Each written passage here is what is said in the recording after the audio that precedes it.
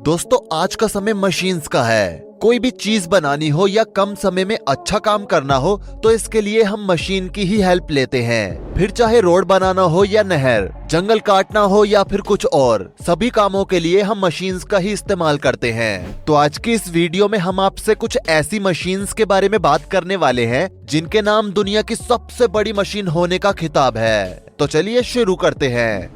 Mega bucket excavators. दोस्तों ये इस दुनिया की सबसे बड़ी सरफेस माइनिंग मशीन है जो कि कोयले की माइनिंग के लिए यूज होती है। इसमें लगा हुआ ये विशालकाय व्हील लगातार माइनिंग करता जाता है। इसके रोटेटिंग व्हील का डायमीटर 21 मीटर होता है और इसमें कुल मिलाकर 18 बकेट लगाए गए हैं। इसमें लगे हर एक बकेट की कैपेसिटी 60 टन है, यानी 60,000 किलो। इसी वजह से ये मशीन कई मैट्रिक टन कोयले की महज कुछ घंटों में ही माइनिंग कर देती है। इस मशीन के द्वारा माइनिंग किए गए कोयले को एक कन्वेयर बेल्ट के द्वारा लगातार आगे चलने दिया जाता है और फिर इसे वहां से भरकर आगे ट्रकों के द्वारा जहां पर भेजना होता है वहां पर ट्रांसपोर्ट कर दिया जाता है। CDC compaction machine. दोस्तों ये एक सरफेस कॉम्पैक्शन मशीन है जिसका इस्तेमाल बड़ी बड़ी बिल्डिंग्स, अपार्टमेंट्स और बड़े बड़े कंस्ट्रक्शन से पहले वहां की जमीन को ठोस बनाने के लिए किया जाता है ताकि वहां होने वाले कंस्ट्रक्शन को एक मजबूत बेस मिल सके। इस मशीन के सर्कुलर बेस को जमीन में रखकर उस जगह पर बार बार स्ट्राइक की जाती है जहां की जमीन को ठोस करना होता है। बता दें कि इस मशीन के बेस में एक हैमर लगा होता है। जब हैमर से जमीन पर स्ट्राइक की जाती है तो उस समय हैमर का वेट 16 टन तक पहुंच जाता है और ये हैमर 50 से 60 स्ट्रोक पर मिनट जमीन पर मार सकता है, यानी कि ये मशीन 1 मिनट में 50 से 60 बार जमीन पर स्ट्राइक कर सकती है। इस हैमर के स्ट्रोक के वाइब्रेशन की वजह से मिट्टी के पार्टिकल्स आपस में मिलकर एक कॉम्पैक्ट स्ट्रक्चर में आ जाते हैं जिससे वहां की सरफेस काफी मजबूत हो जाती है। दोस्तों इस तरह से बिल्डिंग के लिए तैयार की गई सरफेस एक आइडल सरफेस मानी जाती है और ऐसी सरफेस पर खड़ी की गई बिल्डिंग का बेस काफी ज्यादा स्ट्रॉन्ग होता है। बता दें कि ऐसी जमीन पर खड़ी की गई बिल्डिंग भूकंपरोधी होती है। ईगल 7300।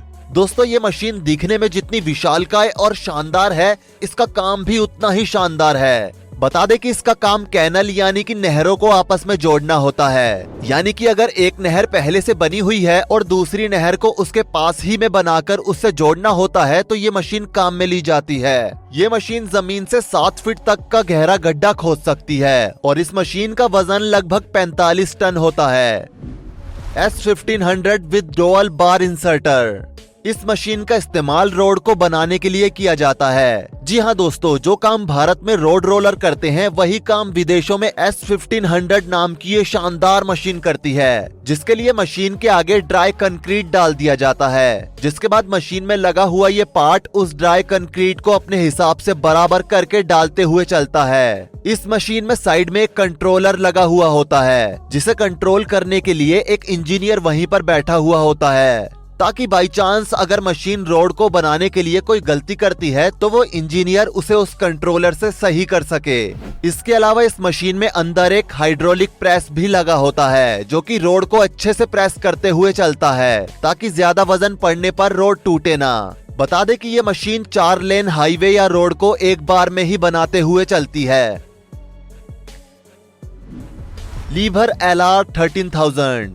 दोस्तों ये क्रेन दुनिया की सबसे बड़ी क्रोलर क्रेन है। इसका इस्तेमाल मैसिव पावर प्लांट को बनाने में किया जाता है। ये 3300 टन तक का वजन एक बार में ही उठा सकती है। इस मशीन की कुल ऊंचाई 248 मीटर है, यानी कि लगभग 3 फुटबॉलों के मैदानों के बराबर तो सिर्फ इसकी ऊंचाई ही है।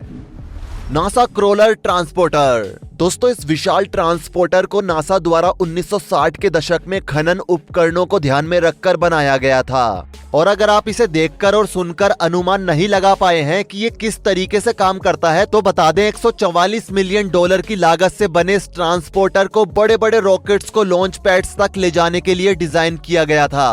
बता दें कि ये हमारी इस धरती का सबसे बड़ा सेल्फ पावर्ड व्हीकल भी है। इसका वजन 3300 टन होता है, यानी 33 लाख किलो, जो कि लगभग 15 स्टैचू ऑफ लिबर्टी के वजन के बराबर है। ये 8 मीटर ऊंचा, 40 मीटर लंबा और 35 मीटर चौड़ा है। ये इतना बड़ा है कि इसके टॉप पर एक बेसबॉल का पूरा मैदान समा सकता है। लेकिन दोस्तों आपको बता दें कि इसे स्पीड के लिए नहीं बनाया गया है। बेसिकली इसे नासा के लिए रॉकेट्स को ले जाने के लिए डिजाइन किया गया था। मिलियन पाउंड तक के वजन वाले रॉकेट को आसानी से लॉन्च पैड तक ले जा सकता है। इतना भार उठाने के कारण इसकी स्पीड महज 1.6 किलोमीटर पर आवर ही होती है। और जब इसके ऊपर कोई वजन नहीं लादा होता तो इसकी स्पीड 3.5 किलोमीटर प्रति घंटा होती है। इतना बड़ा होने के कारण इसे मोड़ना सबसे कठिन काम होता है। इसलिए रॉकेट्स को लॉन्च पैड तक ले जाने के लिए साइंटिस्ट कोशिश ये करते हैं कि इसे बिना किसी मोड़ के सीधे ही ले जाया जाए।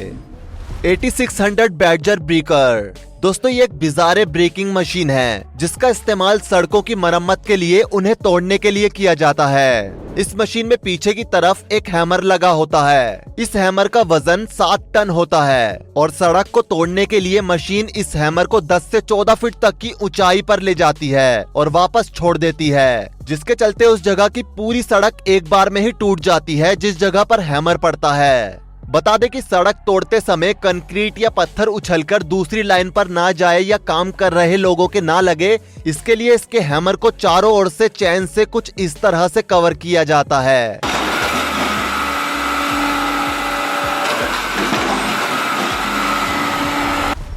Tiger Cat 724G।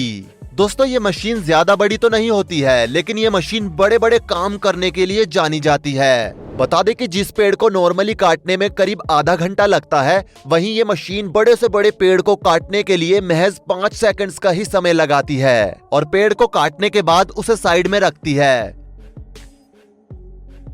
इस मशीन में एक कंपार्टमेंट बना होता है जिसमें बैठकर एक शख्स इस मशीन को ड्राइव करता है और उसे कंट्रोल करता है। इस मशीन में आगे की साइड एक पंजानुमा आकृति होती है जिसमें नीचे की तरफ एक धारदार आरी लगी होती है। इस पंजे के द्वारा पेड़ को इस तरह से पकड़ा जाता है कि उसमें लगी आरी पेड़ के बेस को छुए और जैसे ही पंजे के द्वारा उस पेड़ को पकड़ा जाता है तो उसमें नीचे लगी आरी पेड़ को झट से काट देती है। और अगर पेड़ पतले हों तो एक बार में 2 पेड़ भी कट जाते हैं, जैसा कि आप अपनी स्क्रीन पर देख रहे हैं। Clearing forest with chain.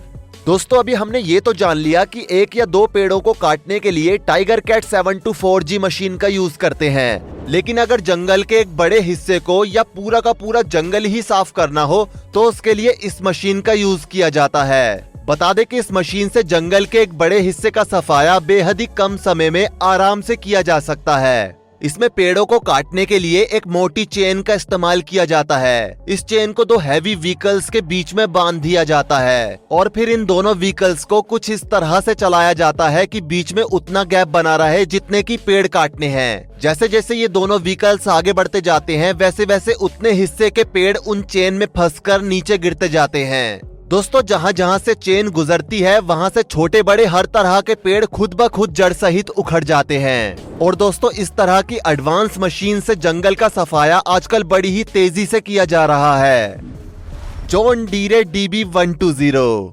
दोस्तों ये दुनिया का सबसे बड़ा ट्रैक्टर है जिसका इस्तेमाल खेतों में मक्का बोने के लिए किया जाता है। जी हाँ दोस्तों, ये जो मशीन आप अपनी स्क्रीन पर देख रहे हैं, इस मशीन का इस्तेमाल खेतों में मक्के की बुआई के लिए किया जाता है। ये मशीन 1 घंटे में लगभग 100 एकड़ जमीन में मक्का बो देती है। दोस्तों इतनी जमीन में मक्का बोने में हमारे देश के किसानों को लगभग 3 से 5 दिन का समय लग जाता है। बता दें कि इस मशीन की कुल चौड़ाई 120 फीट है जिसमें 48 रो बनती हैं जिनमें बुआई होती है। दोस्तों अगर इस तरह की मशीन भारत में भी आ जाए तो शायद किसानों का काम और भी आसान हो जाए।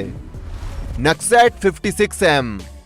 दोस्तों अगर आप खेती के बारे में जानते होंगे तो आपको पता होगा कि फसल बोने के बाद खेती में पानी की जरूरत पड़ती है, जिसके लिए किसान अपनी फसल में पानी को कुछ इस तरह से छिड़कते हैं। लेकिन नेक्सेट 56M से मिलिए जो कि दुनिया की सबसे बड़ी फील्ड स्प्रे मशीन है। इस मशीन का इस्तेमाल विदेशों में गेहूं की खेती में पानी छिड़कने के लिए किया जाता है। ये मशीन एक बार में ही सभी खेतों में पानी छिड़क देती है। बता दें कि इस मशीन के अंदर एक बार में 17,000 लीटर पानी को स्टोर किया जा सकता है और जब गेहूं को पानी देना होता है तब इसी मशीन का इस्तेमाल किया जाता है। आप इस वीडियो में देख सकते हैं कि कैसे ये मशीन एक बार में ही पूरे गेहूं के खेत में पानी छिड़क रही है। क्या बात है।